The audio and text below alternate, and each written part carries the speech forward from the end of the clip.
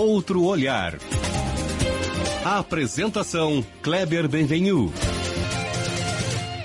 Olá, bom dia família Bandeirantes, bom dia para você que nos escuta na intimidade do rádio ou também que nos acompanha aqui pela internet. Conservador, conservadorismo, essas palavras, expressões, esse pensamento tradicional na filosofia, na ciência política, na religião e na própria política, incrivelmente é relativamente novo aqui no Brasil. Não existia até pouco tempo quem falasse, por exemplo, mais abertamente e quem defendesse o que seja o ideário conservador, coisa que nas democracias pelo mundo todo sempre teve. Muitos estadistas conservadores já foram produzidos pela história, por exemplo. Mas o conservadorismo não é também apenas uma expressão da política, de gueto, tem um significado muito mais amplo do comportamento, a própria visão de mundo, a visão da vida, a história, e sim, também é política. Então, o outro olhar que nós vamos lançar hoje é sobre este assunto, e é exatamente esse, o olhar do que realmente é e significa ser conservador, as bases do conservadorismo, enfim, o que couber nos nossos rápidos 30 minutos de abordagem. E também o motivo do aumento da adesão ao conservadorismo, inclusive entre jovens, o cansaço com a tal agenda woke, o identitarismo que já não move multidões, enfim, e talvez até você seja um conservador e nem saiba disso. Pois bem, o meu convidado é o advogado e professor Pedro da Silva Moreira, que tem pesquisado e produzido conteúdo sobre isso. Pedro é doutor em filosofia do Direito pela Universidade de Madrid, mestre em Direito pela URGS, professor de Direito e Ética e palestrante. Bom dia, doutor Pedro. Que bom te ter. Bom dia, Kleber, tudo bem? Que bom te ter aqui. Tchê, eu imagino que tu, abordares esse assunto, estás de algum modo fazendo uma catequese de compreensão, assim, né? Porque há um déficit de compreensão. Eu vejo, por exemplo, no jornalismo, né? Para falar da minha área. O jornalismo ainda não compreende o que significa. Não. Como é que tem sido essa experiência compreende. de falar sobre a isso? A necessidade de compreender isso, acho que se deu primeiro com a eleição. Claro, eu costumo dizer para os meus amigos liberais, né? Lá em 2000 e poucos, nos anos 2000, quando nós estávamos na faculdade, os liberais eram os párias, né? Então, tinham poucos liberais, um ou outro dentro da universidade. Por quê? Porque o debate ali era um debate sobre mais Estado, menos Estado, um debate sobre capitalismo, socialismo. Aquele ainda era o debate acadêmico, da militância, o debate da política do dia, se privatizaria ou não, se teria mais assistencialismo ou não. Esse tipo pouco de Guerra Fria ali ainda. Um pouco de Guerra Fria ainda. Muito rapidamente, eu acho, né, pelo menos essa é a minha avaliação, e no Brasil eu acho que muito rapidamente, nos Estados Unidos não, esse já é um processo mais longo, mas no Brasil muito rapidamente, isso de 2013 talvez, com aquelas jornadas de junho, mas certamente depois do impeachment da ex-presidente Dilma e com a eleição do Jair Bolsonaro, ficou muito claro, né, que existia um terreno ali. E eu senti necessidade de estudar isso. Produzimos eu e Bruno Coleto, que é um advogado de Gramado e um acadêmico também da URGS, produzimos um curso, inclusive, sobre isso, presencial lá em São Paulo, depois de um longo tempo, uns 2 anos, com um grupo de pesquisa estudando esse assunto. Por quê? Porque me pareceu que a academia, parte do jornalismo, grande parte do jornalismo, pelo menos mainstream, e a academia também mainstream, em vez de tentar entender o que aconteceu em 2018, né, 2016, 2018, se horrorizavam. Né? Mas como foi possível a ascensão da direita ou da extrema-direita, que é sempre extrema, nunca se tenta entender um pouco o que poderia ser uma direita legítima. E isso demandava uma compreensão, que bom, então tá, o que aconteceu? Né? E eu sempre dizia e continuo dizendo que o que importava naquele momento não era exatamente a figura do Jair Bolsonaro, por exemplo, como representante do conservadorismo, da direita, dos liberais, enfim, né? Mas um terreno político dentro da sociedade que se tornava evidente. Que é para além dele, inclusive. Que é para além dele. Ou sempre seja, falei isso também. Uma das grandes virtudes, acho que, da aparição dele foi deixar escancarado que esse terreno existe. Ele transportou para a política numa velocidade maior. Uma velocidade maior, e mostrou que existem pessoas aderentes a uma determinada agenda. Essa agenda não precisa ter a linguagem, a estética, nem mesmo todos os valores que tem. Por exemplo, Bolsonaro não é exclusiva dele, mas certamente dentro do Brasil ele foi responsável por escancarar isso, né? Eu digo, arrebentar de uma maneira até um pouco bruta mesmo. Como é do seu perfil. Como é do seu perfil, mas assim, de modo que chocou muita gente. Eu acho que o papel de quem se propõe a trabalhar intelectualmente, de quem está na academia, é um papel de tentar entender o fenômeno. Eu acho que isso para além da aparência, né? Para além da aparência, para além das discordâncias que se possa ter, ou das concordâncias, mas assim, é preciso entender o fenômeno, que era um fenômeno novo. Então, foi isso que te motivou? Isso me motivou. A gente precisava entender e de lá até aqui é uma das coisas que eu tenho feito. Tentar entender o que é o conservadorismo, que tipo de povo é esse que é representado pelo político conservador, né? Se há um espectro de conservadorismo, um pouco mais ao centro, depois um pouco mais à direita mesmo, um pouco mais extremo também. Enfim, eu acho que são coisas que... O Olavo de Carvalho teve um papel nisso também no Brasil, Pedro? Teve, formar certamente. Uma base intelectual? Tem um texto do Olavo de Carvalho que eu tive acesso. Eu não fui aluno do Olavo de Carvalho, como alguns amigos foram e tiraram muito proveito disso. Eu tirei proveito de alguns tantos livros e acho que do ponto de vista dos ensaios sobre a situação do Brasil, principalmente nos anos 90 e 2000, em termos culturais e hegemônicos, né? Uma certa hegemonia da esquerda nas universidades, no jornalismo, etc., acho que ninguém escreveu como ele e ninguém conseguiu diagnosticar e colocar no papel com tanta competência como ele. E produzir tanto conhecimento, e produzir tanto conhecimento, tanto livro, tanto conteúdo. Aqui no Rio Grande do Sul também eu cito o Percival Pugina, né? Que é um cara que fala sobre isso desde os anos 70, 80. Isso. Eu lia muito o próprio Dennis Rosenfield também, eu lia bastante sobre a questão do MST, sobre a questão da propriedade, algumas questões que normalmente são valores atribuídos à direita, mas a questão da propriedade, na verdade, é um valor humano. É um direito humano fundamental. Direito humano antes de tudo, né? E dá essa aulinha, então. O que é ser conservador, Pedro? Ser conservador... Ou o que é o conservadorismo, enfim? Vamos lá. Eu acho que existe no Brasil existem hoje duas tendências que me preocupam. Uma tendência é uma tendência a um conservadorismo um pouco moralista. Como se o conservadorismo fosse a prescrição de um tipo de modo de vida para o outro. Então, não me parece que um conservadorismo perfeccionista e moralista, certo? Muitas vezes é o conservadorismo das redes sociais, é o conservadorismo de uma certa aristocracia. Eu gosto de mencionar assim, a aristocracia católica dos influencers, que às vezes me parece que carrega um pouco de vício. Carrega um pouco de vício, é um pouco problemática, né? Por vários aspectos, na minha opinião. É um conservadorismo meio autorreferente. Assim, autorreferente. Né? Eu já falei sobre isso. Eu vi. Um pouco vaidoso. A minha vida é o espelho. Isso é complicado. A nossa vida é uma vida também de vícios. Nós lutamos contra os nossos vícios, nós somos imperfeitos. A nossa vida pessoal nem sempre é um mar de rosas. A gente tenta fazer com que ela seja boa, seja uma vida boa, mas nem sempre é possível. Perfeito. Então,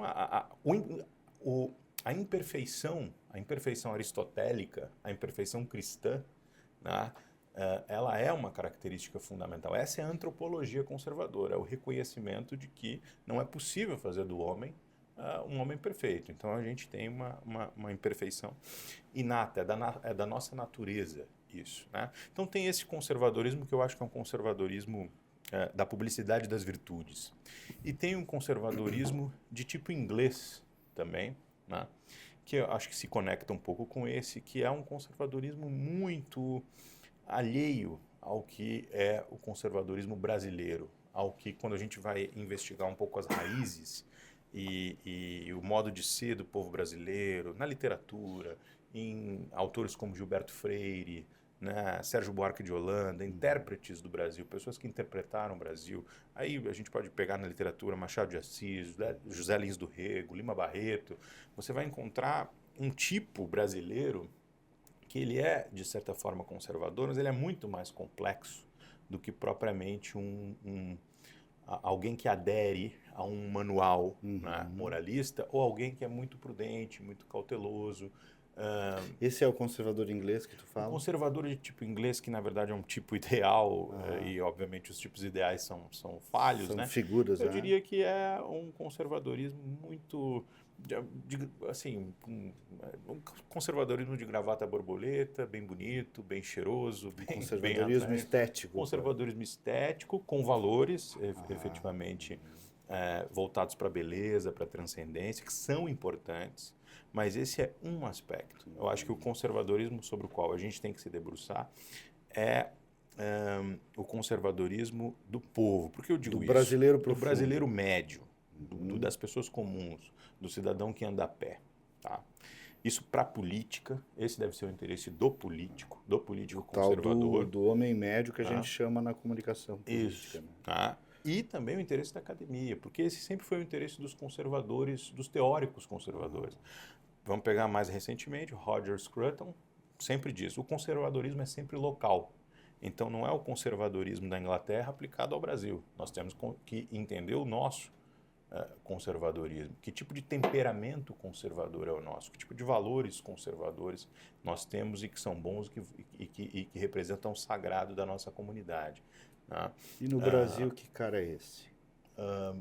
Que tipo de conservadorismo é esse? Eu acredito, depois de pensar muito, que é a cultura do convívio. Que é a cultura do convívio, uma certa cultura de convívio dentro de uma diversidade. Vou pegar um exemplo, o exemplo do racismo. Tá?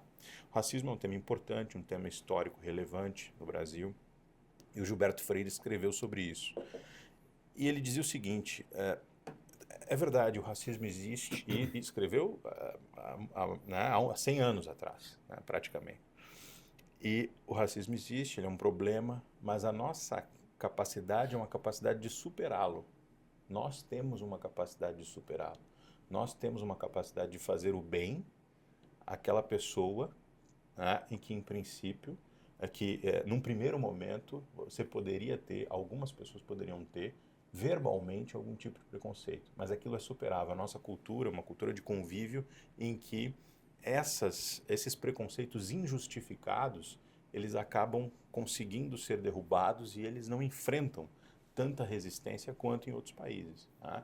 Por isso que o problema do racismo, outros problemas que a cultura identitária traz, são questões, a meu juízo, importadas, né? Importadas muito especificamente de uma sociologia identitária dos Estados Unidos e que trazem para cá um tipo de forma de ver esses problemas que não tem nada a ver com a forma como nós sempre tratamos isso, como o brasileiro sempre tratou esse problema ou sempre lidou com as suas diferenças. O país é um país multiétnico, embora não seja um país multicultural, é um país com uma capacidade de adaptação muito grande, é um país com valores majoritariamente cristãos, mesmo que as pessoas não pratiquem de maneira, digamos assim, mais ortodoxa, né? E nem mesmo mais dogmática ou fiel aos próprios preceitos, por exemplo, da Igreja Católica, para citar um exemplo, né? Mesmo que as pessoas sejam flexíveis, a base moral sejam tá ali dúcteis um presente. pouco, né? Talvez essa ductibilidade, essa flexibilidade, mesmo com a religião, ela tenha um lado ruim, um lado difícil, né? Mas ela também ela é inegavelmente uma característica nossa. Isso está presente em toda a literatura, né, sobre esse assunto. Então eu acho que a gente teria que recuperar um pouco a normalidade dos nossos sentimentos, que no fundo é o que o conservador tenta fazer. O intelectual conservador, o Chesterton, por exemplo, está tentando recuperar os sentimentos normais. Ele não acredita tanto no intelectual acadêmico. As coisas mais risíveis e comuns da própria vida. Né? Ele acredita nas pessoas comuns, no homem que vê a vida a partir do interior, que entende a complexidade de alguém, que diz algo que pode parecer desagradável, mas que ela é mais complexa do que aquilo, né?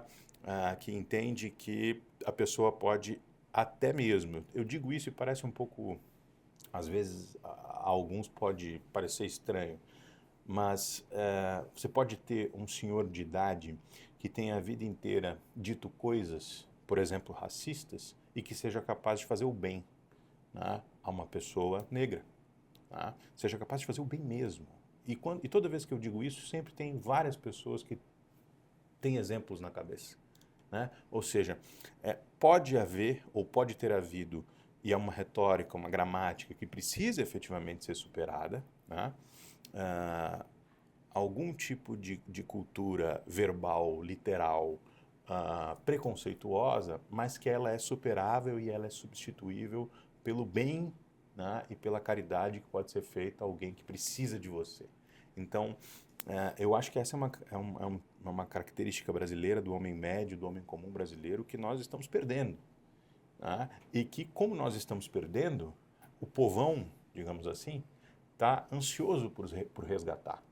Eu diria que o povo brasileiro não está ansioso simplesmente por resgatar a beleza, a transcendência,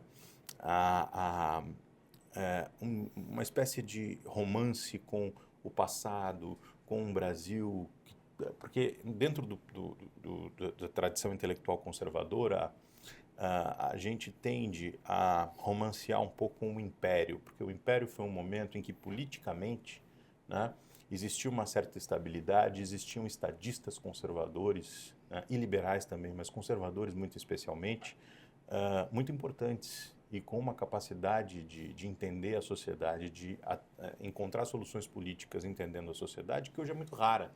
Né? Então nós tínhamos ali um conservadorismo político muito importante. Mas o Visconde do Uruguai, que é outro autor fundamental, diz o seguinte: mas essas pessoas tinham o cheiro do Brasil. Elas sentiam o cheiro da terra. E elas diziam: o Brasil é isso que está aí. E isso que está aí é uma coisa, é uma frase vulgar, mas para mim é uma frase que diz algo. O Brasil é isso que está aí. O Brasil não é a Inglaterra.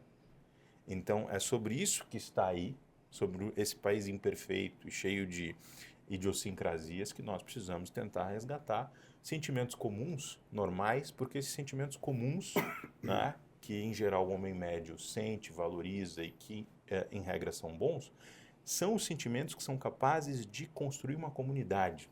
E esse é o grande objetivo do conservador, é preservar a comunidade, preservar o indivíduo dentro da comunidade. Nós não podemos deixar que o Brasil se transforme num país de guetos, né, guetificados. Um lutando contra o outro. Lutando contra o outro, em que as crianças nas escolas... Por que, né, o tema das crianças nas escolas? As pessoas diziam: não, mas o Bolsonaro tinha um pouco essa retórica em 2018. Né? Eu estou defendendo simplesmente as crianças de 6, 7 anos de idade. Né? Ele usava o kit gay. Eu me lembro que alguns diziam assim: mas o kit gay não existe, o kit gay é uma fake news. Mas isso é uma metáfora. Não é que exatamente tenha que existir literalmente o kit gay. É que talvez estejam introduzindo assuntos ou temas artificialmente dentro da escola e os pais saibam disso e estejam incomodados. E por isso manifestem aderência a isso. Verbaliza com um símbolo e a partir daí todo mundo adere. O Trump usa isso muito, né? Que é uma estratégia de retórica, enfim, reconhecida. Agora, eu entendi da questão do localismo, bem interessante que tu falas, né? Do conservador brasileiro. Mas, agora eu queria exercitar uma síntese contigo. Então, alguém, Pedro, que se diz conservador, por princípio geral, é o quê? Digamos, em termos de pensamento... Por princípio geral, em termos políticos... E até de comportamento, eu acho que tem... Que cara é esse? Normalmente, os autores... Por exemplo, me digo conservador. Quero ver se eu me encaixo. Os pensadores conservadores, em geral, distinguem. Assim. Você tem um conservadorismo político. Então, alguém que está na política e é conservador, normalmente tem um temperamento prudente. Prudente não é um temperamento necessariamente cauteloso. Você pode ser corajoso e ser prudente. Você pode precisar agredir alguém para combater o mal e ser prudente. Isso pode ser um mandamento de prudência. E as pessoas confundem isso. Isso. A prudência não é um vagueza. Não é uma passividade. O Chesterton diz isso. A moderação e prudência não é vagueza. Isso. Não é passividade. Não é estar sempre ao centro, tentando fazer. Não é isso. É você ter posicionamento, ter um posicionamento firme, mas ter uma certa capacidade de construir consensos a partir desse posicionamento. Então, o conservador ele tem essa característica do ponto de vista político. Tá? Do ponto de vista social, o temperamento conservador tende a ser um pouco avesso a mudanças. Tá? E é por isso que existem os liberais ou progressistas. Tá? E é, de certa forma, saudável que exista essa interação. Essa temperança. Porque o risco do conservador é um pouco de imobilismo. né? Eu, por exemplo, também me considero de temperamento conservador, então eu tendo a não mudar. Eu tendo a valorizar A aquilo. preservar o que vem dando historicamente Preservar o que certo. vem dando certo, inclusive na minha vida, inclusive a ter um olhar de ceticismo em relação à mudança. Mas às vezes é preciso mudar, né? E essa tensão com o progressismo faz com que muitas vezes o conservador tenha que, em algum momento, aderir a alguma coisa que precise ser realmente modificada. Então, do ponto de vista da política, eu creio que seja isso. E do ponto de vista social, mas eu dizia, né, do ponto de vista social, o temperamento tende a ser um pouco avesso à mudança. Em geral, as pessoas têm fé. O Kirk tem lá uma lista de 10 princípios conservadores e um deles é uma certa ideia de que o homem não basta a si mesmo. Então, portanto, existe uma ordem moral que transcende a minha própria existência. Né? Você pode ser religioso e acreditar que essa ordem moral é dada por Deus, mas você também pode não ser religioso e acreditar, e é difícil, porque em geral o conservador tende a ter fé. Essa ordem moral, ela simplesmente existe porque existem muitas coisas, existe uma herança moral anterior a mim. Né? Então, o conservador normalmente... Que produziu efeitos históricos. Eu dou sempre o exemplo da bênção no Nordeste. Eu cresci no Nordeste. A gente pedia bênção. Bênção pai, bênção mãe, sua bênção meu padrinho, minha madrinha, sua bênção, etc. O que é a bênção, o pedido de bênção? É, primeiro, um reconhecimento da autoridade da pessoa mais velha. Né? Segundo, ela é um reconhecimento da transcendência, porque eu reconheço a presença de Deus, de certa forma, ali. Mas, em terceiro lugar, a bênção, o pedido de bênção, ela é um hábito. Eu não sei por que eu peço quando eu sou criança, mas eu peço. Isso faz com que eu crie um certo hábito, que é um hábito positivo. E, com o tempo, a virtude vai surgindo dentro de mim a partir do hábito. O hábito que eu não tenho exatamente a consciência racional de para que ele serve, mas os meus antepassados têm, e aquilo vai se prolongando de geração para geração. Então, socialmente, seria isso. E do ponto de vista ideológico, né, eu gosto da definição do Huntington, que é usada pelo João Pereira Coutinho, que às vezes João Pereira Coutinho é um autor conservador mais famoso, mais recente, que eu gosto, mas eu acho que ele ainda não colocou um pouco o pé no conservadorismo brasileiro, talvez porque ele seja português, mas também acho. Mas às acho vezes que ele até escorrega o pé. Acho que escorrega um pouco o pé. Acho que é um conservadorismo de tipo inglês. Mas ele diz uma coisa interessante, ele diz o conservadorismo ideológico depende da situação, depende do que está ameaçado. Que é um pouco o realismo. Isso. Né? Então é uma posição que você... É um conservador, é uma ideologia posicional. Diante da ameaça, por exemplo, vamos colocar, se há uma ameaça à inocência das crianças, né, ideologização ou por qualquer outra coisa, o conservador se volta contra isso. Mas isso não necessariamente aconteceu sempre.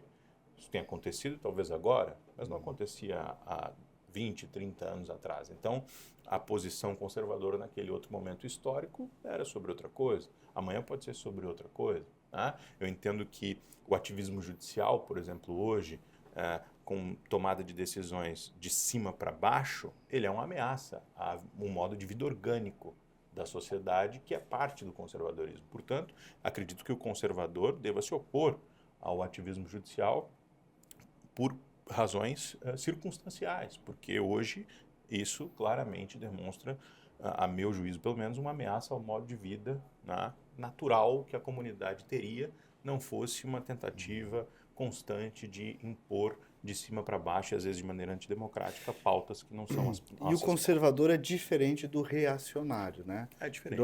É que às vezes se usa na linguagem, na retórica política, com sinônimos, né? Esses conservadores e tal. Isso. Qual é essa diferença, Pedro? A diferença é que o reacionário tem uma nostalgia com o passado. O reacionário é aquele que acha que o mundo sempre foi bom e melhor, sempre no passado, né? Na ditadura, ele no está mais paralisado mesmo. Está paralisado, está tentando refundar algo que já foi. Né? No Império, na Idade Média, né? Idade Média, vamos refundar isso é um pouco digamos assim, prudente, em certo sentido, né? Porque a prudência é a decisão bem tomada dentro das circunstâncias reais. Né? E o reacionário ele tem um compromisso nostálgico e romântico, tá, com o passado. Ele está com os pés no passado. E ele avalia o presente com base numa idealização do passado. Por isso que ele é uma espécie de revolucionário ao contrário, porque o revolucionário ele julga o presente com a imagem idealizada que ele tem do futuro, né? O socialista que pensa, bom, como no futuro todos nós teremos a propriedade dividida, não haverá, portanto, propriedade, vai ser uma sociedade mais igualitária, né? Todo mundo vai gozar dos mesmos bens. O presente, então, é problemático, é ruim, precisa ser... Nós vamos acabar com isso, né? E isso pressupõe claramente uma ideia de homem perfeito, de homem que pode ser moldável, que é totalmente contra a natureza humana, não só do ponto de vista conservador, mas do ponto de vista aristotélico, do ponto de vista cristão, do ponto de vista tomista, de toda uma filosofia política que é um pouco que eu acho que é muito diz rica. aqui o princípio 10º, né, do Kirk, que eu estava lendo. Isso. O conservador entende que a permanência e a mudança devem ser reconhecidas e reconciliadas em uma sociedade vigorosa. Diz muito essa Perfeito. frase, É né? isso, é isso. É exatamente isso, Kleber. É isso. E agora eu queria te ouvir um pouco sobre a adesão e o interesse do público jovem a essa pauta, a esse raciocínio, né? Nós somos educados, catequizados, pelo menos desde a minha geração, imagino agora pior, por uma agenda woke, identitarista que tu falaste aí. Isso que encantou por muito tempo o sonho jovem, digamos assim, né?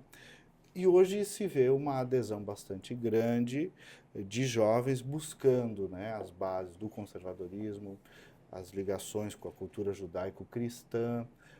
Vem de toda essa mexida de terra aí que foi sendo feita na política, na filosofia?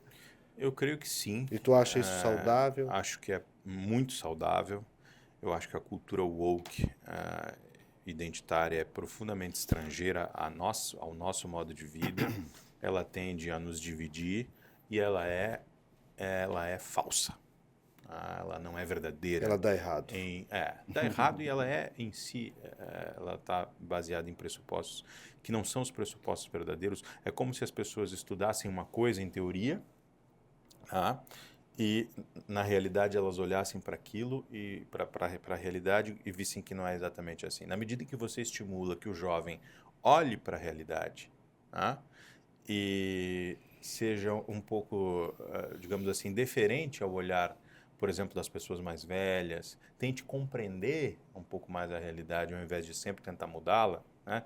Ele vai aos poucos compreendendo que determinados princípios conservadores não são nem exatamente princípios conservadores no sentido da ideologia política, mas são princípios necessários para a construção de uma comunidade. Da vida real. Da vida prática, da vida real, e querem ter algo em comum, né? O conservador insiste nisso. É preciso que nós, se queremos ter uma comunidade política sã, sadia, nós precisamos posicionar o indivíduo, e é isso que também, dentro do meio liberal, é preciso que se compreenda que a liberdade ela é exercida de maneira relacional.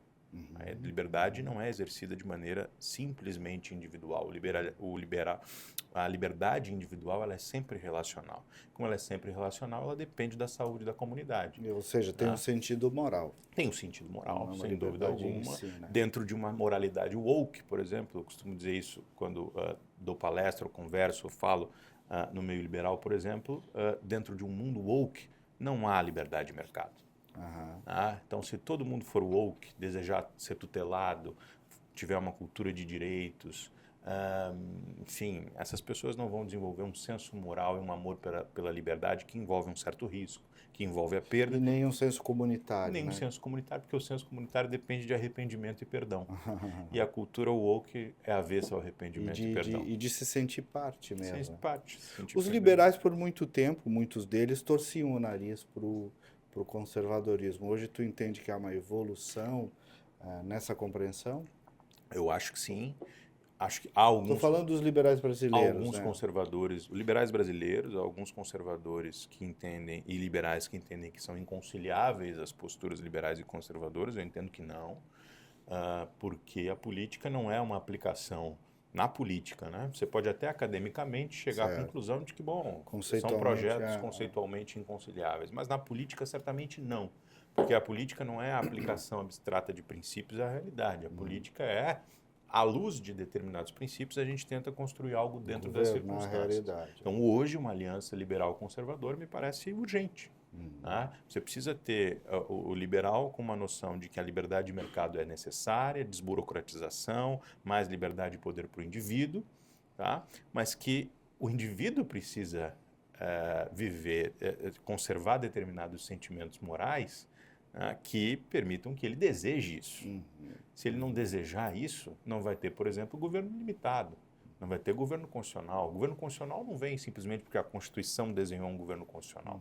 O governo constitucional vem dentro de uma comunidade que tem indivíduos que legitimam isso, que desejam um governo limitado. Então, acho que as coisas estão relacionadas e acho que os liberais têm tido, e acho que os conservadores também têm que ser sensíveis à percepção do que indivíduo. é a expressão que surge muito, alguns políticos até estão se definindo assim, não sei se nem todos entendem direito o que estão dizendo, mas de qualquer modo há um esforço nesse sentido, sou conservador nos valores e liberal na economia. Isso. É um pouco isso, né? Um pouco, é fácil, mais fácil de entender. Mas conservador nos valores parece que você tende a aderir a uma certa lista, né? De posturas que você, como conservador, tem que ter. Isso Eu nem gosto de dizer conservador no costume, né? Porque aí mais ainda parece mais ainda. Esse primeiro que tu falaste um comportamental, né? Isso. O conservadorismo estético que não é isso. O conservador tem valores, né? O liberal tem valores também, só que o liberal entende que esses valores são, em geral, apenas individuais. Né? Ou seja, o interesse por esses valores morais, eles se restringe à esfera individual, do indivíduo.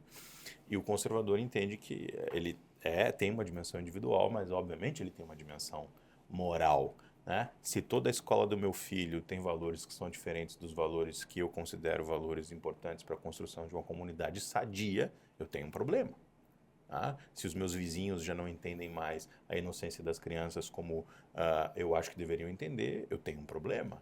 Então, é evidente que os valores que vão se tornando reinantes na sociedade, eles influenciam na minha liberdade individual, na liberdade individual dos meus filhos, etc. E isso faz com que a gente precise harmonizar liberdade com que tipo de valores. A pergunta, no fundo, é quais são os valores morais que permitem que uma sociedade livre, inclusive de livre mercado, ela seja construída, ela se erija.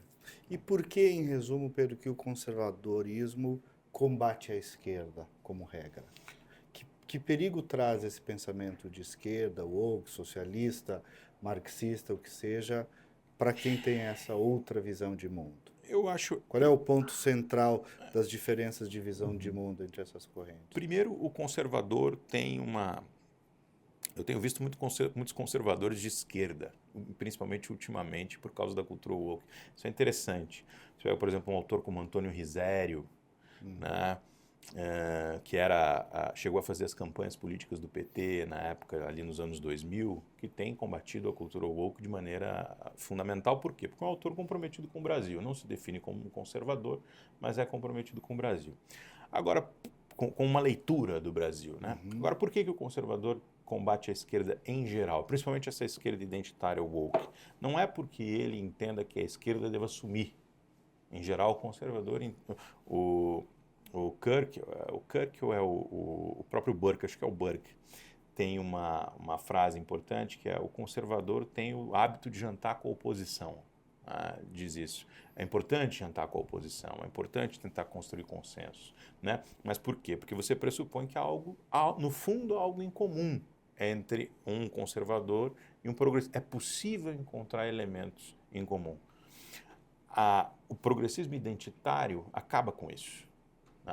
E, no fundo, acaba com a política, ou seja... Porque ele se move pelo incomum, né? Totalmente, pela diferença que é uma diferença estrutural, e ela só vai acabar... E é inconciliável. Só vai acabar por meio da revolução cultural.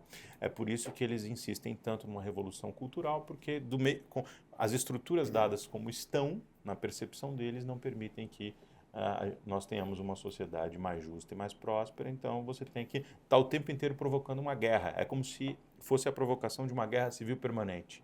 Isso é muito alheio ao temperamento conservador. Pedro, riquíssimo, muito obrigado. E foi também uma aula, como tu tens dado aí, Pedro da Silva Moreira. Obrigado por estar aqui conosco. Foi uma honra. Obrigado, Kleber, pelo convite. E estou à disposição sempre que... Maravilha. Quem nos acompanhou pela Rádio Bandeirantes, nas nossas redes sociais tem mais um pouco de programa, com mais algumas perguntas que eu consegui fazer por Pedro num tempo um pouco maior. Fica convidado para nos acompanhar por lá. E no mais, nós voltamos no próximo sábado com mais uma edição. Até lá, bom dia, bom final de semana.